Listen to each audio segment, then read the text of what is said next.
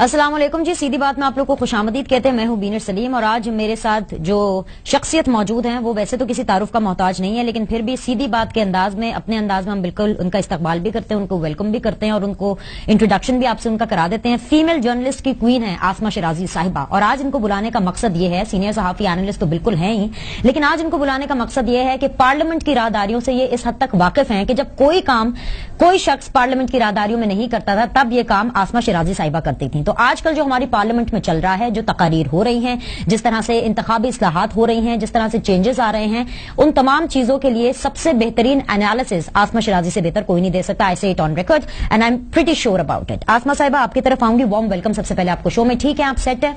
बहुत बहुत शुक्रिया बिनेश। एंड मुझे पता चला आपकी बर्थडे है, तो मैं आपको कोई और गिफ्ट तो दे नहीं सकती थी, तो मैंने कहा कि वैसे तो आना ही था, तो आपको ऑन एयर विश भी किया जाए। Happy birthday to you and माशाल्लाह you are doing your great job.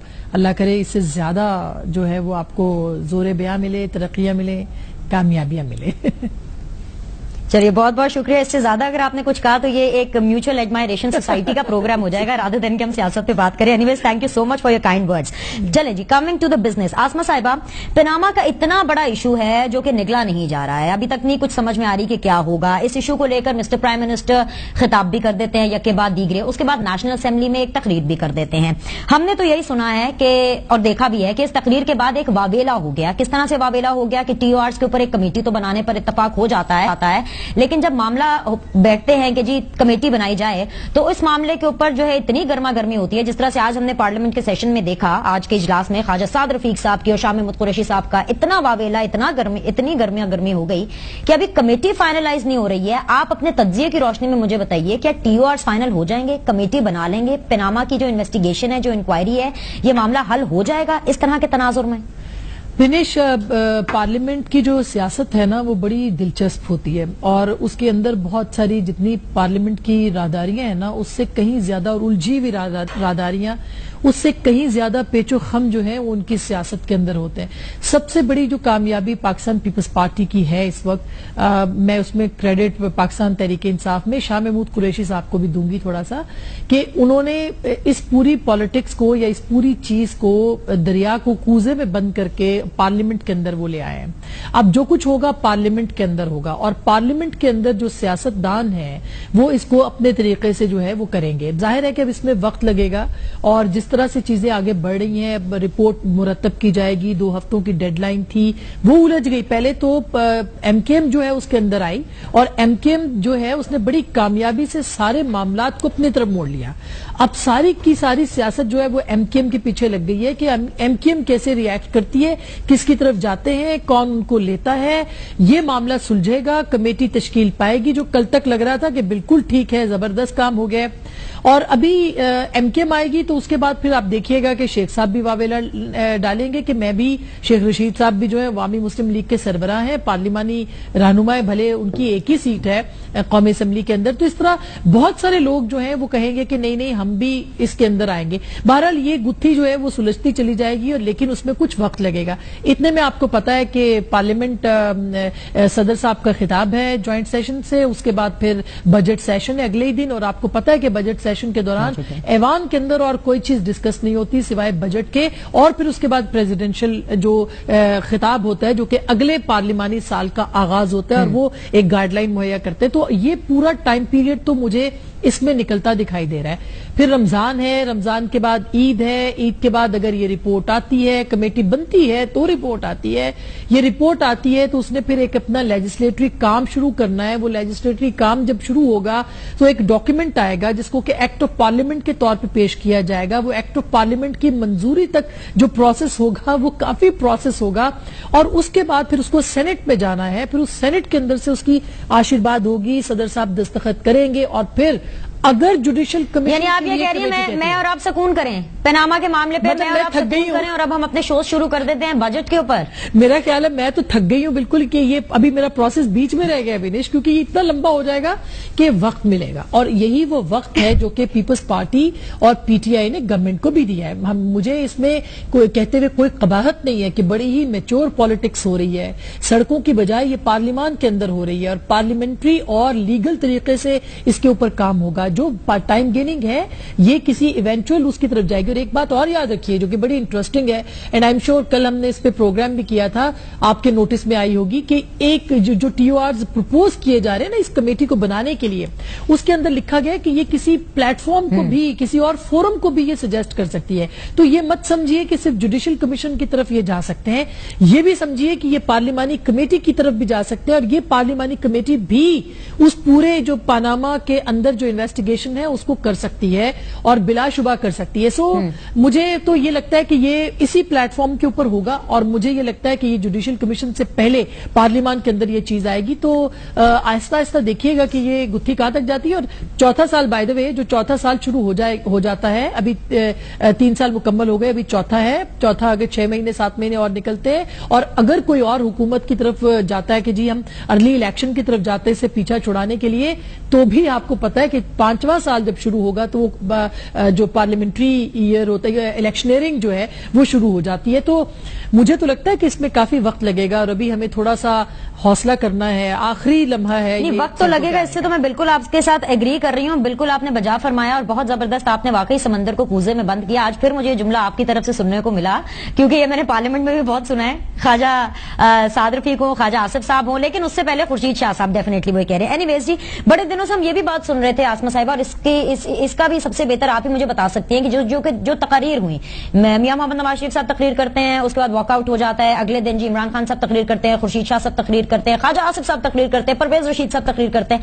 تو ہمیں یہ سننے کو ملتا ہے، یہ بحث سننے کو ملتی ہے کہ نہیں بھائی، اب تو پارلیمنٹ میں بہت شائستگی سے تقاریر ہو رہی ہیں، ایک دوسرے کا موقف سنا جا رہا ہے، جمہوریت کا حسن نظر آ رہا ہے. 90s میں 80s میں تو بالکل ایسا ماحول نہیں تھا کہ 90s میں 80s میں ایسی تقریریں ہوتی تھی، اس سے بدتر تقریریں ہوتی تھی یا اس سے بہتر تقریر ہوتی تھی؟ پہلے مجھے یہ بتائیے گا، پھر ہم آگے پارٹی بائی پارٹی چلیں گے. اس سے کہیں زیادہ بہتر تقریریں ہوتی تھی. جب میں پارلیمنٹ کور کرتی تھی بینیش، تو اتفاق ہوا، اور ہمارے بہت سینئر صحافی ہیں، ہمارے استاد ہیں نصرت جاوید صاحب، کہ بھئی آپ لائبریری میں جا کے جو تقریریں مرتب ہوتی ہیں، جو کاروائی ہوتی ہے، یہ کتابی شکل میں آتی ہے، اس کو پڑھنے کا اتفاق، تو آپ یقین مانیے کہ اس قدر خوبصورت تقریریں ہم نے اس پہ پڑھی. مثلاً اس زمانے میں جو پارلیمنٹیرین سے خواجہ محمد صفدر صاحب، خواجہ آصف کے جو والد ہیں، ان کی بہترین تقریریں ہیں. اس کے بعد مولانا فضل الرحمان کی خود ہیں، محمود خان اچکزئی کی بے تحاشا خوبصورت تقریریں ہیں. اس سے پہلے کے جتنے سیاستدان تھے، تو تقریریں تو اس سے بہت بہتر ہوتی رہی. لیکن دیکھیے یہ کلیکٹو وزڈم ہے، یہ جو ہاؤس ہوتا ہے یہ کلیکٹو وزڈم ہے، اور یہ وزڈم کو لے کے آپ نے نوٹس کیا ہوگا کہ عمران خان صاحب جب جلسے میں تقریر کرتے ہیں ان کا لب و لہجہ اور ہوتا ہے، وہ دلیل سے کہیں زیادہ جوش خطابت ہوتا ہے. لیکن جب انہوں نے پارلیمان کے اندر تقریر کی تو بہترین تقریر تھی وہ، اور وہ جوش خطابت سے کہیں زیادہ مدلل تھی، اور اس کے اندر دلیل موجود تھی. تو یہ جو پارلیمان کا ایوان ہے، یہ صرف تقریر، یہ کوئی ڈسکشن صرف تقریر برائے تقریر کے لیے نہیں ہے، اس کے اندر باقاعدہ جو وزڈم ہے وہ دی جاتی ہے.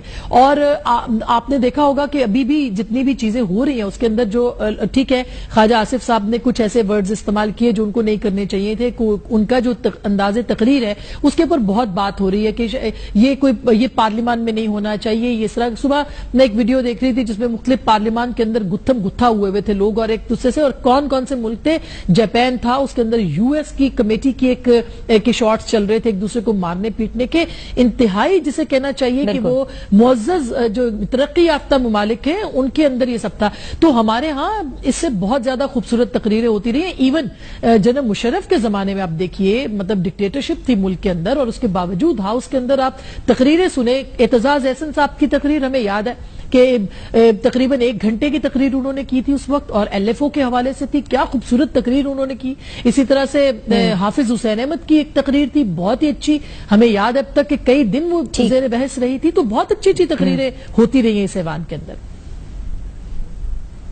چلیے، نے بالکل بجا فرمایا، اور میں آپ کی اس انالیسس اور ایکسپیرینس سے بالکل اگری کر رہی ہوں، کیونکہ ڈیفینیٹلی آپ کا لائیو ایکسپیرینس ہے، تو آپ جو کہہ رہی ہیں وہ بالکل بجا فرما رہی ہے. تو میں اس چیز کو سم اپ یہ کر سکتی ہوں کہ اس سے بہتر تقریریں بھی پارلیمنٹ میں ہوتی رہی ہیں، یا اس سے جو آج کل ہم تقریریں دیکھ رہے ہیں اس سے بہتر بھی ہو سکتی ہے. باڈی لینگویج اگریشن کی آپ نے بات کی، وہ ٹائم ٹو ٹائم چلتا رہتا ہے، بالکل جس طرح میڈیا کی لینگویج اب ذرا چینج ہو گئی ہے، بہت انسٹنٹ لینگویج ہو گئی ہے، بہت ذرا نارمل عوامی زبان ہو گئی ہے، اس طرح شاید پارلیمنٹ کی بھی زبان عوامی ہو گئی ہو. تو اس لیے ہمیں کچھ ایسے الفاظ جو کہ پارلیمنٹ میں ہم آج کل سنتے ہیں وہ شاید حذف کرنے پڑتے ہیں، یا کرائے جاتے ہیں لوگ ناگوار اس کے اوپر جو ہے وہ برا منا جاتے ہیں, ان کو ناگوار گزرتے ہیں. اینیویز آسما صاحب ایک چھوٹا سا بریک لینے کی اجازت دیں, واپس آئیں گے تو پاکستان پیپلز پارٹی کا رول آف کورس ہم ڈسکس کریں گے. مجھے ایم کیو ایم کا رول آپ سے ڈسکس کرنا ہے اس پیناما کمیشن کے حوالے سے, اس ٹی او آر کے حوالے سے, کہ آپ کا تجربہ, آپ کا تجزیہ کیا کہتا ہے. ایک چھوٹا سا break, we'll be right back.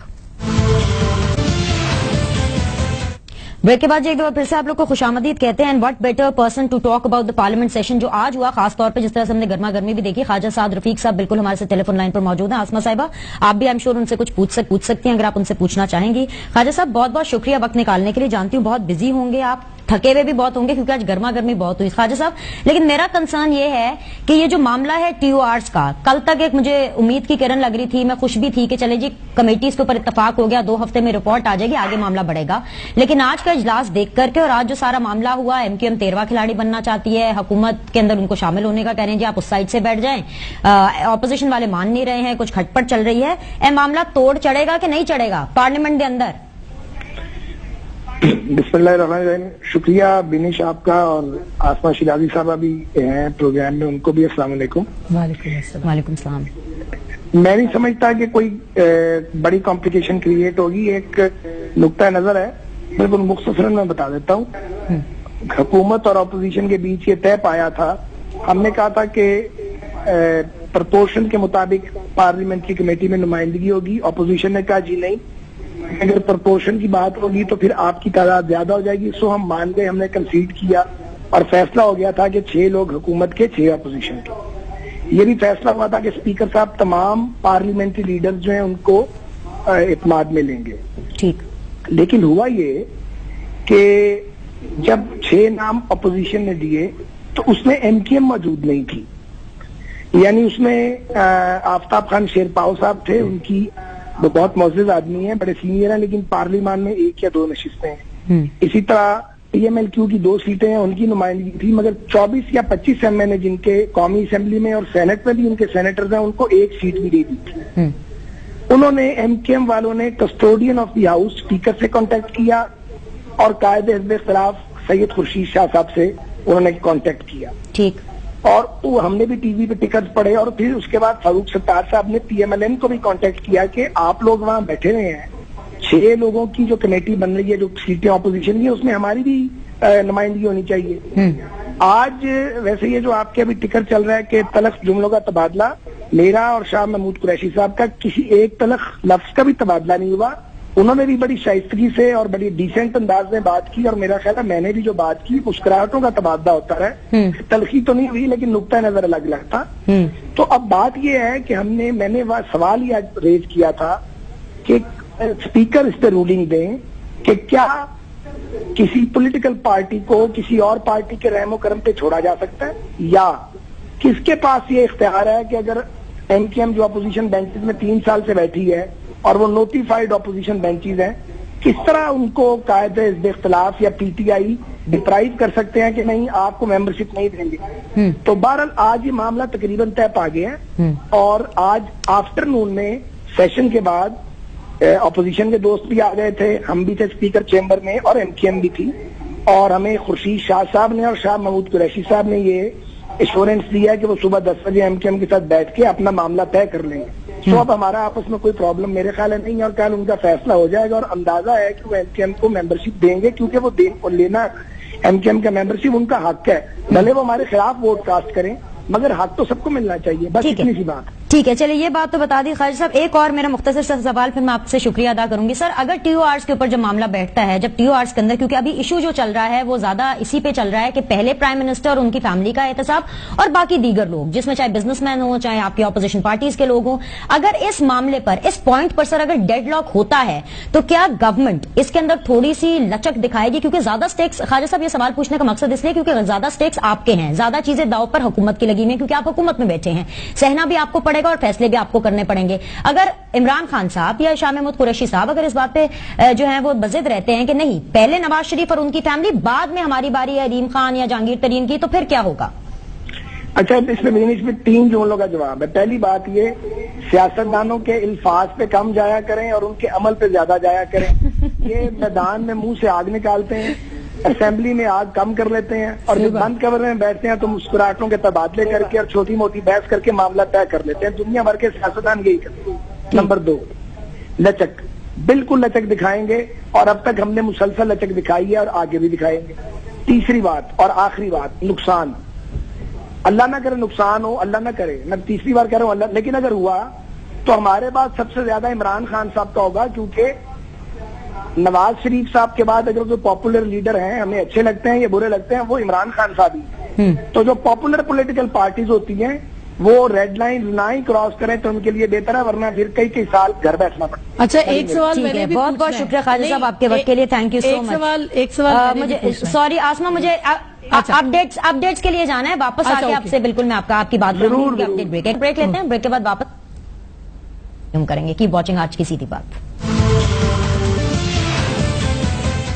Break کے بعد ایک دفعہ پھر سے آپ لوگ کو خوش آمدید کہتے ہیں. آسما صاحبہ, خواجہ سعد رفیق صاحب بالکل ہمارے سے ٹیلی فون لائن پر موجود ہیں. آپ نے ان کی پہلے بھی گفتگو سنی, آپ جو بھی ان سے پوچھنا چاہتی پوچھ لیجئے. آسما صاحبہ, میرا بس ایک بہت چھوٹا سا سوال ہے. آج محمود خان اچکزئی صاحب نے تقریر کی تھی اور اس تقریر میں انہوں نے یہ کہا کہ ہمارے گرد گھیرا تنگ ہو رہا ہے اور وقت بہت کم ہے. میں چونکہ خواجہ صاحب کو سبھی بہت مانتے ہیں اور میں بھی بہت مانتی ہوں, تو ان کی جو پولیٹیکل وزڈم ہے اس کی بھی بڑی قائل ہوں. تو میں جاننا چاہتی ہوں کہ کس کی طرف اشارہ ہے ان کا اور کیوں ایسا کہہ رہے ہیں وہ.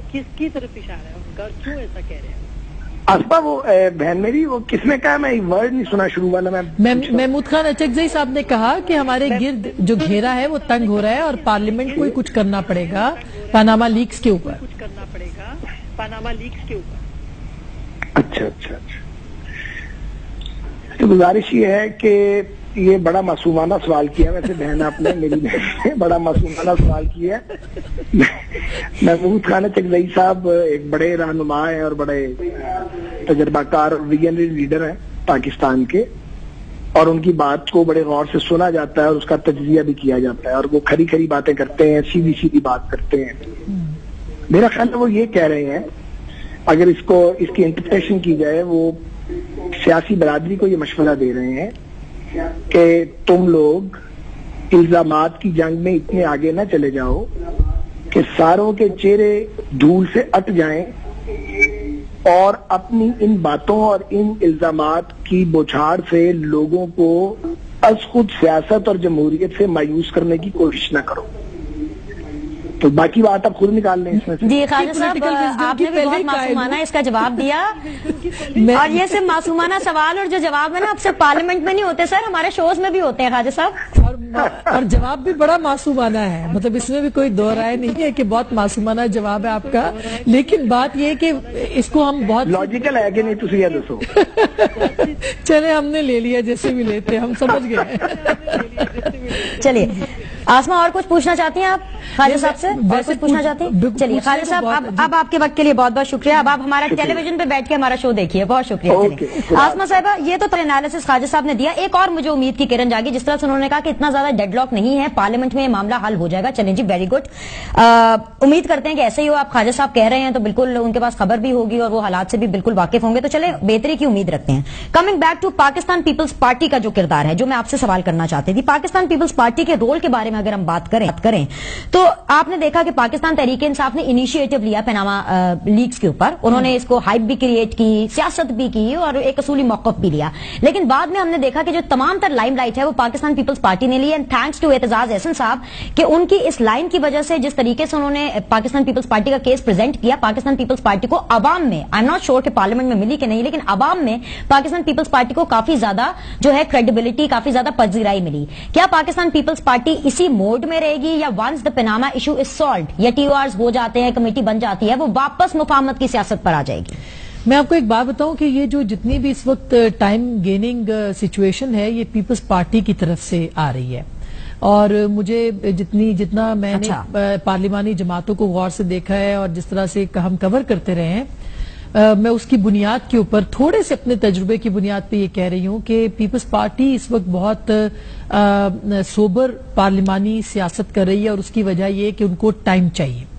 ٹائم اس لیے چاہیے کہ اگر ابھی کے ابھی یہ پورا معاملہ سڑک پہ آتا ہے اور معاملات خراب ہوتے ہیں تو اس کا فائدہ پی ایم ایل این کو بھی ہو سکتا ہے اور پاکستان تحریک انصاف کو بھی ہو سکتا ہے. اس کی بینیفیشری پاکستان پیپلز پارٹی قطعی طور پر نہیں ہو سکتی. سو پیپلز پارٹی نے بڑے طریقے سے اس معاملے کو پارلیمان میں لا کے گرتی ہوئی حکومت کو سنبھالا بھی دیا ہے اور آنے والے دنوں میں اپنے لیے جو پولیٹیکل سپیس ان کی ختم ہو رہی تھی اس کے لیے انہوں نے جگہ بنانے کی بھی کوشش کی ہے.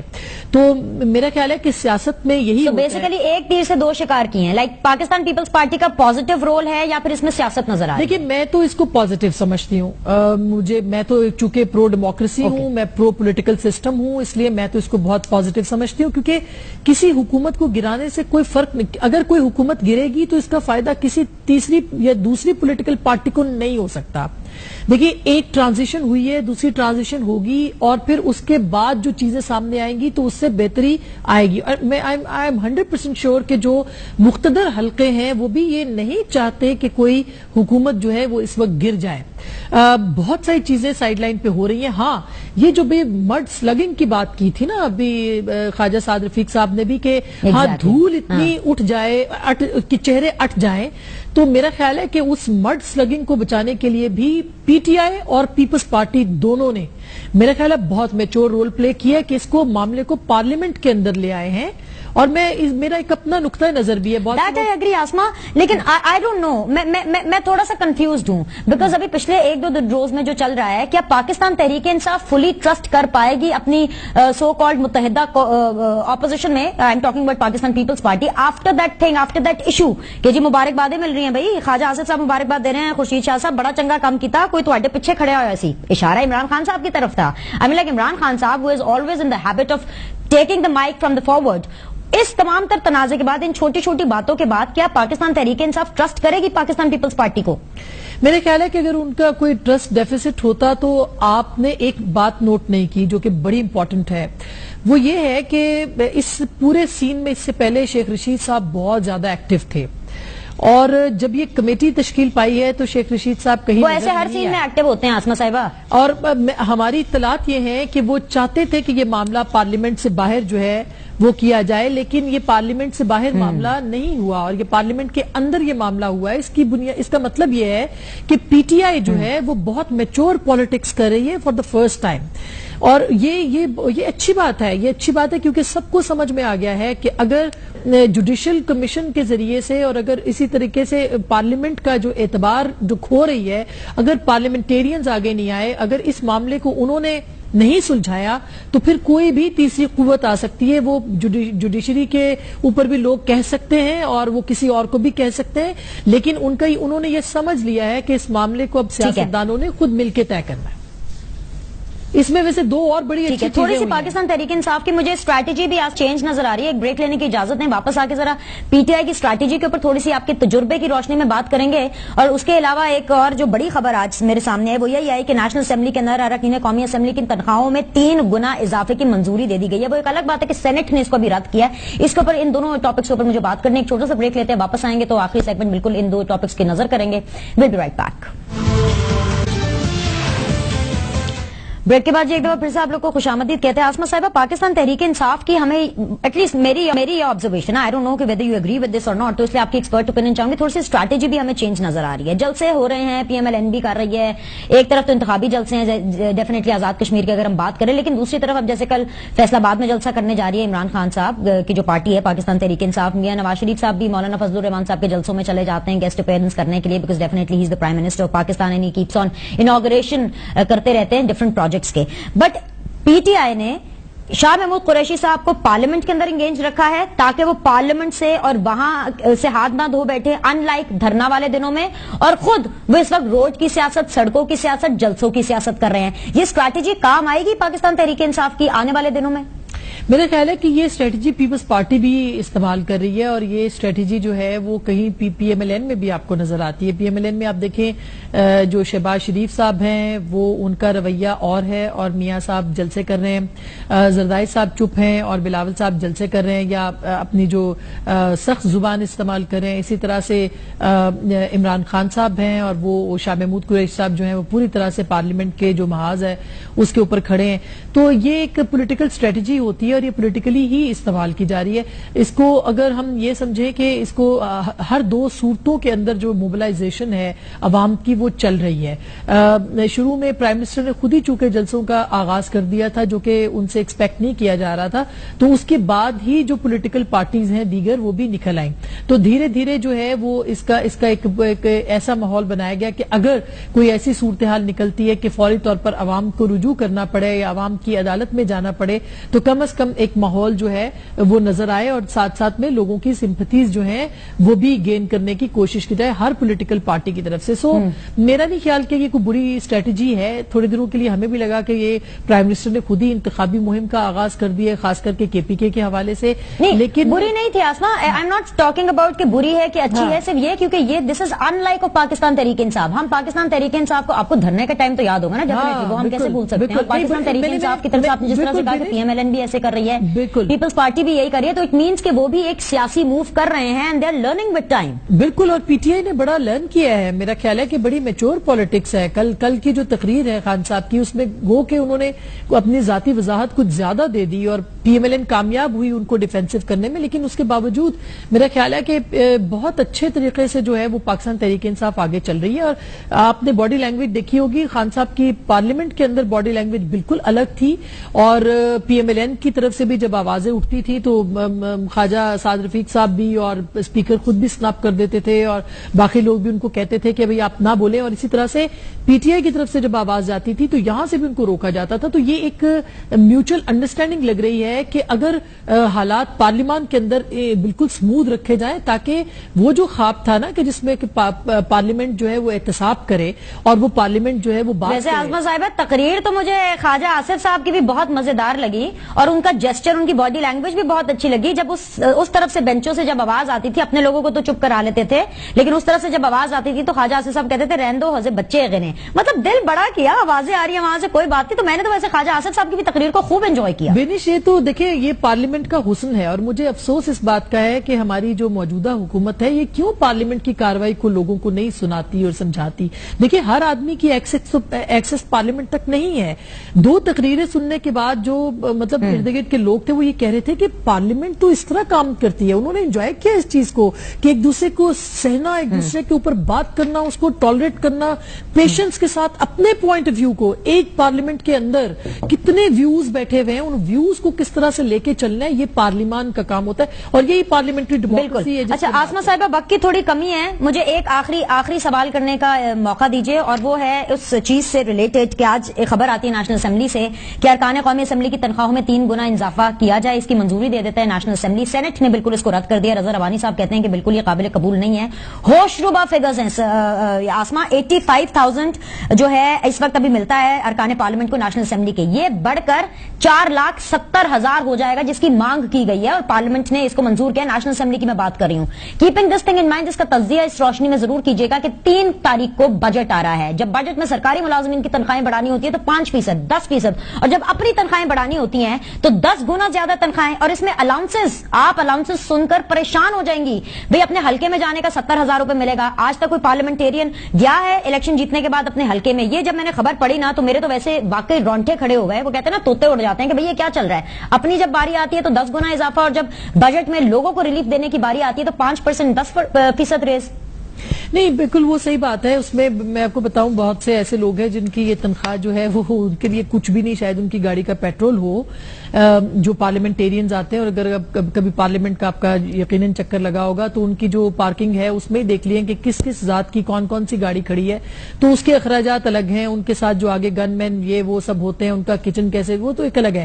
لیکن جنرلی کچھ جو گاڑی رکھ سکتے ہیں اس کے خرچے بھی تو افورڈ کر سکتے ہیں نا. کچھ لوگ جمشید دستگیر سے بھی ہیں, لائک اٹ اور ناٹ. جمشید دستی جیسے لوگ بھی ہیں, اس کے اندر بہت سارے MKM کے لوگ ہیں, بہت سارے مختلف پولیٹیکل پارٹیوں کے لوگ ہیں جن کے واقعی جیب میں اتنے پیسے نہیں ہوتے. لیکن بالکل آپ کی بات درست ہے کہ یہ ٹائم نہیں تھا کہ اس طرح کی لیجسلیشن یا اس طرح کا جو معاملہ ہے اس کو اٹھا کے تو آگے لے جایا جائے.